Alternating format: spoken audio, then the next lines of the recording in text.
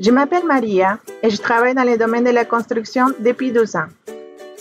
Au début, j'étais très contente, car dans mon pays d'origine, les femmes n'ont pas accès à ce type de travaux. Mais jusqu'à présent, je me sens dans un statut d'apprenti. Mon contremaître et mes coéquipiers tendent à me faire seulement les travaux de finition. Par exemple, j'étais en train de couper les planches avec une scie anglais et mon coéquipier m'a dit « Laisse faire, je veux m'en occuper. Tu peux commencer à poser les moulures dans le salon. » J'ai l'impression que mes collègues me font faire des tâches de finition et de décoration que l'on attribue traditionnellement aux femmes. Au Québec, les entreprises ont la responsabilité de s'assurer que leurs pratiques de gestion de ressources humaines favorisent l'inclusion et la rétention des femmes, qu'importe leur origine et leur religion. Dans le cadre de son plan d'accès à l'égalité pour les femmes, la Commission de la construction du Québec propose différentes mesures de soutien pour l'accès et le maintien des femmes dans l'industrie. Je m'appelle Sarah. J'aimerais obtenir un diplôme d'études professionnelles comme électricienne. Cela me plaît beaucoup et me permettra d'être travailleuse autonome. Quand j'ai partagé mon rêve avec mes parents, ils ont très mal réagi. Ils m'ont dit qu'ils avaient fait beaucoup de sacrifices pour moi. Ils veulent que j'aille à l'université et ils pensent qu'être électricienne est un travail peu rémunéré et réservé aux hommes. En 2006, le gouvernement du Québec a mis sur pied une stratégie gouvernementale intitulée « Pour que l'égalité de droit devienne une égalité de fait ». La promotion de l'égalité économique entre les femmes et les hommes est notamment orientée vers des actions favorisant la diversification et la valorisation des choix scolaires des filles et des femmes dans des métiers offrant de meilleures perspectives d'emploi.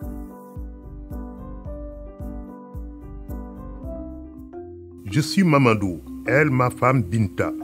Nous habitons au Québec depuis 25 ans. En été, nous avons invité nos amis de longue date, Isma et Fatou, à passer un petit séjour avec nous.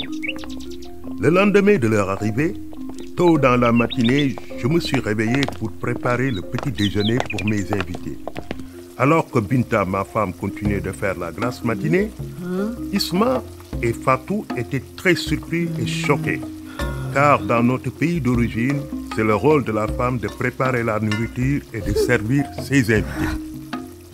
Ils étaient surtout fâchés contre Binta qui ne s'est pas occupée d'eux, car cela devait se passer normalement. Ils m'ont rappelé nos valeurs, mais je les ai expliqué qu'ici qu'au Québec, l'homme et la femme partagent toutes les responsabilités et les tâches ménagères et familiales. Malgré mes explications, nos invités ont écourté leur séjour, car ils se sentaient mal accueillis. Ils pensent que Binta et moi, nous avons perdu nos valeurs culturelles. Voyons donc, ils ne connaissent pas les avantages que ça nous procure. Au Québec, le partage des tâches ménagères est un sujet très important pour permettre l'atteinte d'une réelle égalité de fait entre les femmes et les hommes.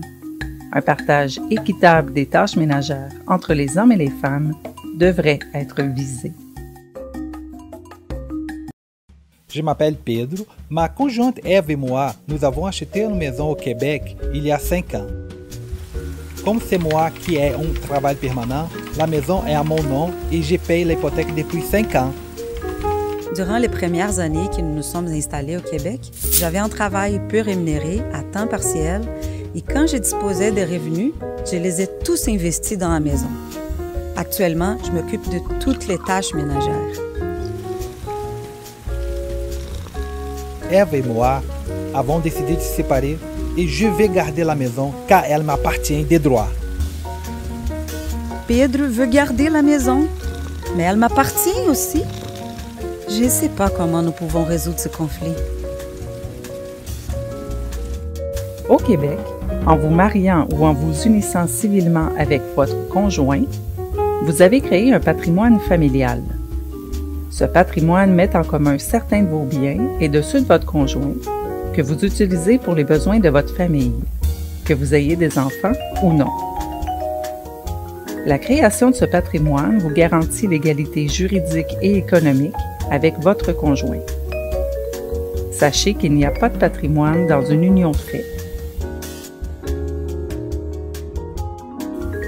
Mon mari et moi sommes arrivés au Québec il y a quelques mois en tant que résidents permanents.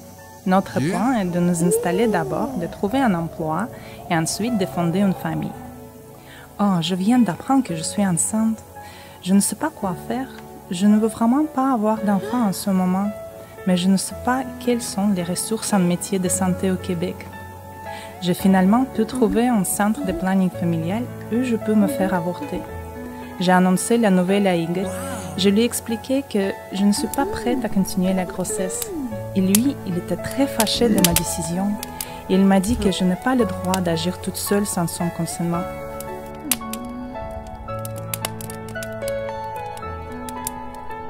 Au Québec, toutes les femmes ont le droit d'interrompre leur grossesse. C'est ce qu'on appelle une interruption volontaire de grossesse, IVG, ou plus simplement un avortement. Depuis 1989, les femmes âgées de 14 ans et plus peuvent consentir seules à leur avortement. Elles n'ont plus besoin d'obtenir l'accord d'un comité de médecins ni de personne d'autre. Ainsi, les conjoints, parents, amis, professionnels de la santé et communautés religieuses ne peuvent pas prendre la décision à la place de la femme. Ils ne peuvent pas non plus la forcer à prendre une décision plutôt qu'une autre. Je m'appelle Kim. Un parti politique m'a offert un poste au niveau de l'exécutif du parti. L'exécutif est normalement composé de 5 hommes et l'un d'entre eux a démissionné. Après mes réflexions, j'ai décidé de ne pas accepter ce poste. Je crois que mes avis et mes réflexions ne seront jamais prises en considération parce que je suis une femme. Le Québec est l'une des sociétés dans le monde où les luttes féministes ont mené aux plus grandes avancées pour l'égalité entre les femmes et les hommes. Pourtant, ici comme presque partout ailleurs, les femmes sont sous-représentées en politique. Pour faciliter la participation politique des femmes, d'autres mesures sont mises en place dans les domaines de la conciliation travail-famille chez les élus en politique provinciale et municipale, la socialisation politique des femmes, le financement de projets structurants pour soutenir la participation politique des femmes.